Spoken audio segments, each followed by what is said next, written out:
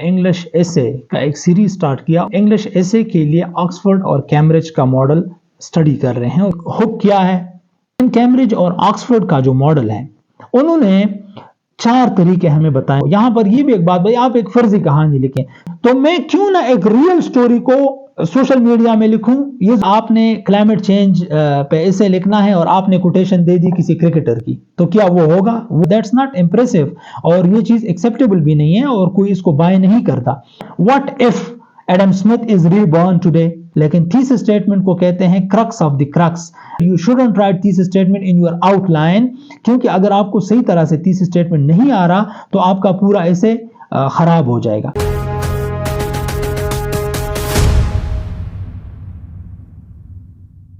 बिस्मिल्लाहिर्रहमानिर्रहीम। अस्सलाम वालेकुम डियर फ्रेंड्स, मैं हूं मौल्लिम अफजल और मैं अपने चैनल मौल्लिम नामा में आप सबको वेलकम कहता हूं। दोस्तों, हमने इंग्लिश एसे का एक सीरीज स्टार्ट किया और उस सीरीज की ये सेकंड वीडियो है। मैंने पहले ही वीडियो के स्टार्ट में आप लोगों को बताया था कि हम इंग्लिश एसे के लिए ऑक्सफोर्ड और कैम्ब्रिज का मॉडल स्टडी कर रहे हैं और वो पढ़ रहे हैं और उसको फॉलो कर रहे हैं।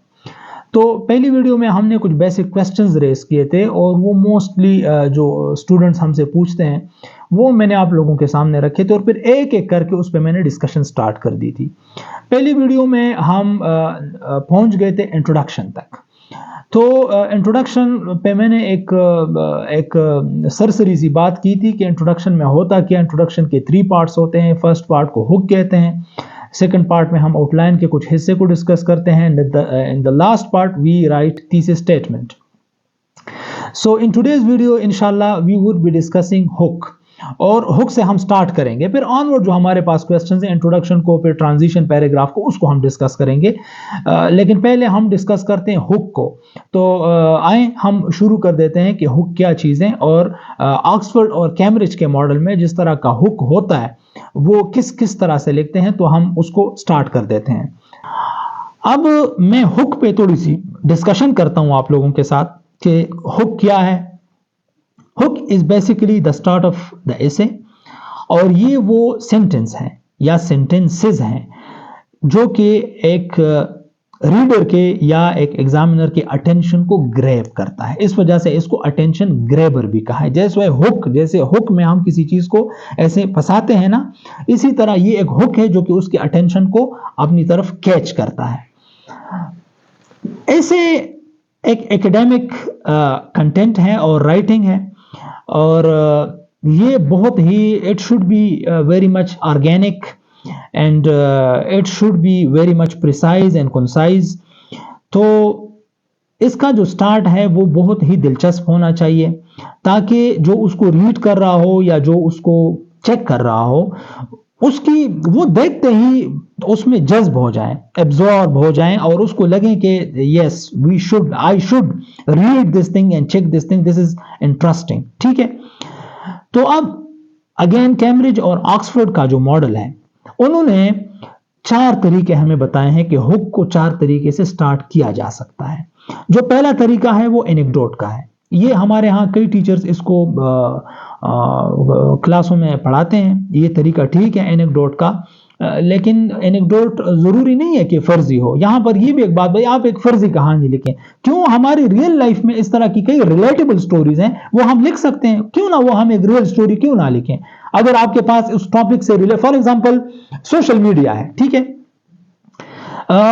2022 में इस तरह हुआ कि कोई पाकिस्तान जब बन गया था ना तो 74-75 ईयर्स बाद दूसरा बॉर्डर जो है करतारपुरा के बॉर्डर पे 2 भाई मिले, एक पाकिस्तान से था और एक इंडिया से आया हुआ था और वो सोशल मीडिया के थ्रू मिले एक दूसरे से। तो मैं क्यों ना एक रियल स्टोरी को सोशल मीडिया में लिखूं, ये जरूरी है कि मैं फर्जी स्टोरी लिखूं। If you have very genuine and very catchy and very inspiring and interesting story that's related to real life, so why shouldn't we write that. ठीक है, तो मैं तो इसको क्या एनेक्डोट जरूरी नहीं फर्जी हो, ये आप लिख सकते हैं।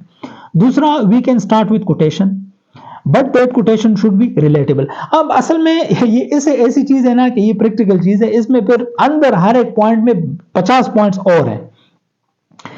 मैं स्टूडेंट्स को कहता हूं कि आपने क्लाइमेट चेंज पे ऐसे लिखना है और आपने कोटेशन दे दी किसी क्रिकेटर की, तो क्या वो होगा? वो एक्सेप्टेबल है? बिल्कुल भी नहीं है। आप डेमोक्रेसी पे फॉर एग्जांपल आप डेमोक्रेसी पे ऐसे लिख रहे हो, so you should quote president Thomas Jefferson, उन लोगों को लिखना चाहिए। फ्रीडम ऑफ स्पीच पे, फ्रीडम पे आप लिख रहे हो तो नेल्सन मंडेला को लिखो। यहां मसला ये है कि स्टूडेंट ने जो भी याद किया वो लिख लिया, सो दैट्स नॉट इंप्रेसिव, और ये चीज एक्सेप्टेबल भी नहीं है और कोई इसको बाय नहीं करता।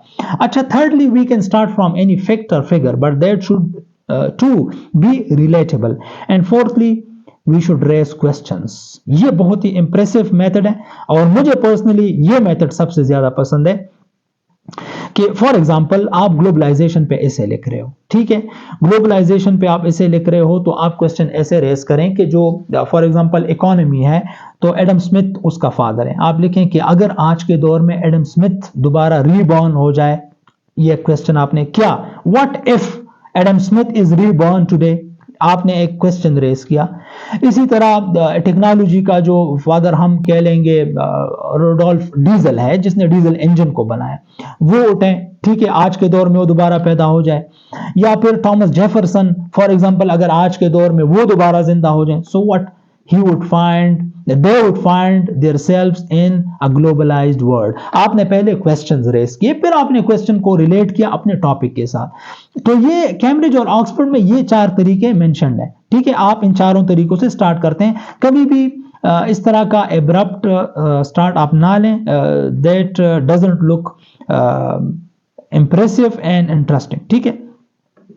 अच्छा, तीसरे दरमियान में हम आउटलाइन को डिस्कस करते हैं, वो मैं ऑलरेडी बता चुका हूं, और लास्ट में हम थीसिस स्टेटमेंट को लिखते हैं।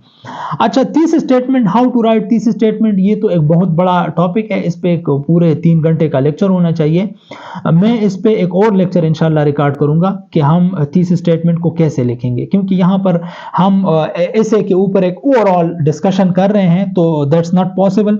Thesis statement is called the crux of the crux, क्योंकि आपका आउटलाइन जो है उसको कहते हैं क्रक्स ऑफ योर एसे, लेकिन थीसिस स्टेटमेंट को कहते हैं crux of the crux. It means it's the crux of the outline, so it's a tricky thing. और अगर आपका, that's why I say that you shouldn't right thesis statement in your outline, क्योंकि अगर आपको सही तरह से थीसिस स्टेटमेंट नहीं आ रहा तो आपका पूरा ऐसे खराब हो जाएगा, ठीक है। वो शेर अफजल मरवत वाला वर्ड तो मैं यूज नहीं करूंगा कि आपका पूरा ऐसे बढ़ जाएगा। ऐसे ना, स्टार्ट में 2021 में 5000 स्टूडेंट के 0 नंबर आए थे इंग्लिश इसे में, और मैं अब भी ये कहता हूं कि उसमें ज्यादा रोल स्टूडेंट के थीसिस स्टेटमेंट का हो सकता है, क्योंकि if you don't know to write thesis statement, so ये बहुत डिजास्टर्स है। और अगर आपने स्टार्ट में ही पहला लाइन ही वही लिख दिया तो आपका इसे फिर कौन चेक करेगा, ठीक है। अच्छा, उसके बाद इंशाल्लाह मैं इस पे कंप्लीट डिटेल वीडियो रिकॉर्ड करूंगा, तो उसमें फिर बताऊंगा कि थीसिस स्टेटमेंट को कैसे लिखते हैं। अब स्टूडेंट का एक और क्वेश्चन है, should we write overview paragraph in our essay. देखें, it depends upon the type of essay, आपके पास किस तरह का एसे है। हर एक एसे में ये फिट नहीं होता। अब for example, if you are writing an essay on the democratic evolution in Pakistan, so आप जरूर ओवरव्यू का पैराग्राफ देंगे कि आज हम जिस, या for example the future of democracy in Pakistan, तो आप जरूर क्या करेंगे कि आप एक ओवरव्यू तो देंगे ना कि पाकिस्तान 1947 में बना है और आज तक यहां पर डेमोक्रेसी किस तरह रही है, ये तो जरूरी है। या फॉर एग्जांपल क्लाइमेट चेंज पे आप इसे लिखेंगे तो आप जरूर उसको एक ओवरव्यू आप जरूर देंगे। आप क्यों देंगे? आप जरूर इसलिए देंगे कि किस तरह क्लाइमेट चेंज कहां से शुरू हुआ, इंडस्ट्रियल रिवोल्यूशन के साथ उसको लिंक करेंगे और एक पैराग्राफ में इसको डिस्कस करेंगे। लेकिन अगर इस gender equality gender equality is a myth और नॉट, तो इसमें मेरे ख्याल में ओवरव्यू की जरूरत नहीं है। या इस तरह और कई एसेज हैं, तो it depends upon the type of essay कि आपके पास किस तरह का एसे है। और इसके अलावा एक टॉपिक में और डिस्कस करता हूं, फिर मैं इस वीडियो को खत्म करूंगा। अगली वीडियो में इंशाल्लाह मैं बाकी एसे को स्ट्रक्चर को डिस्कस करूंगा, क्योंकि वीडियो बहुत ज्यादा लेंथी हो जाएगी तो कहीं आप लोगों के लिए बोरिंग ना हो, इस वजह से how to write transition paragraph. Transition paragraph बहुत ज्यादा जरूरी है, ठीक है। ट्रांजिशन पैराग्राफ वो चीज है जो कि एग्जामिनर को बता देता है कि अब मैं अपना जो स्टैंस है उसको मैं चेंज कर रहा हूं। फॉर एग्जांपल, हम एक ऐसे लिख रहे हैं कि वही उस पे मैं आ जाऊंगा कि क्लाइमेट चेंज पे, कि क्लाइमेट चेंज के काजेस क्या हैं, ठीक है। And you wrote few 4 or 5 or 6 or 7 points on that topic are in the major sub heading. अब आपने जब 5-6 पॉइंट्स लिख लिए कि these are the causes of climate change, अब आपने कंसिक्वेंसेस पे जाना है, इंपैक्ट्स पे जाना है। तो यहां पर तो पूरा एक टेक्टोनिक शिफ्ट आ रहा है, आपका टॉपिक टोटली चेंज हो रहा है। तो इस चेंज के लिए आपको एक छोटा सा पैराग्राफ देते हैं, जिसको एक अनयूजुअल पैराग्राफ भी कहते हैं, ट्रांजिशन पैराग्राफ को। और उस पैराग्राफ में हम ये बता देते हैं कि ऑल दो दिए ये इसके काजेस थी और अब उसके कुछ इंपैक्ट्स भी हैं, इन काजेस की वजह से कुछ इंपैक्ट्स भी आते हैं और अब हम उसको लिखेंगे। ये एक छोटा सा 3 to 4 सेंटेंसेस का एक छोटा सा पैराग्राफ होता है जिसको हम ट्रांजिशन पैराग्राफ कहते हैं। और ये ट्रांजिशन पे आपके अगर एब्रप्टली आप काजेस से कंसेक्वेंसेस या कंसेक्वेंसेस से रिकमेंडेशंस पे आएंगे, आप ट्रांजिशन पैराग्राफ नहीं देंगे, तो इस चीज का कोई पता नहीं है कि आपका एग्जामिनर आपका पूरा ऐसे चेक करते। बाय द वे पूरा ऐसे चेक होता है, ये वैसे लोगों ने बातें मशहूर की हैं कि ऐसे चेक नहीं होता और ये होता है और वो होता है, हर एक पैराग्राफ पे कमेंट लिख के जाते हैं। तो अगर बाय चांस आपका एग्जामिनर 1-2 पैराग्राफ्स को स्किप करें और वहां पर आपका ट्रांजिशन पैराग्राफ ही ना हो तो उसको क्या लगेगा, क्या इंप्रेशन जाएगा। ऐसे इज अ कंप्लीट पैकेज, ये बात याद रखें, essay is a complete package and you have to observe every rule.